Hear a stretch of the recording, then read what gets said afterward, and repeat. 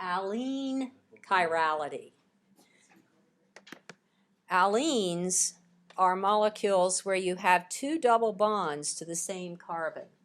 And this provides a twist to the molecule. You can see the structure drawn on the left and the model in the picture. CH3 groups are represented by the blue balls in this structure. There's a twist to this molecule. You can see it. The methyl groups, the blue balls, are actually in planes perpendicular to each other.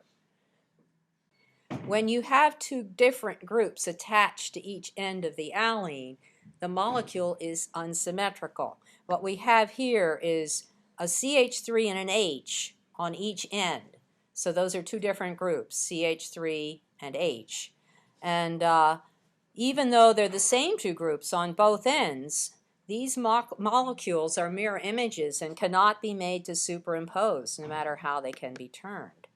See their mirror images now. I'm turning it around. The bottom now matches, but the top doesn't match.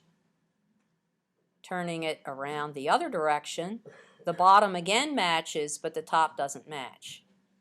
So we have mirror images here. Now the plane of symmetry, or the plane that we're looking at, the mirror plane, is the plane that's in the paper, front to back. Before we had them in the middle of the paper, so you were getting a mirror from side to side. These molecules have no plane of symmetry. My finger here is representing the plane.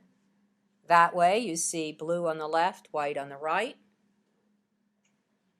This way, you see again blue on the left, white on the right. That's not a plane of symmetry. Or you could go through the middle and the top doesn't mirror the bottom because they're turned at right angles to each other. Therefore, they are chiral. And that means that the mirror image molecules here are enantiomers, even though we have no carbon in this with 4 different groups on it. You can see that. The center carbon is attached to only 2 different groups, and the exterior terminal carbons have 3 groups on them. So, allenes are one of only a few classes of compounds that can be chiral without having a tetrahedral atom bearing 4 different groups.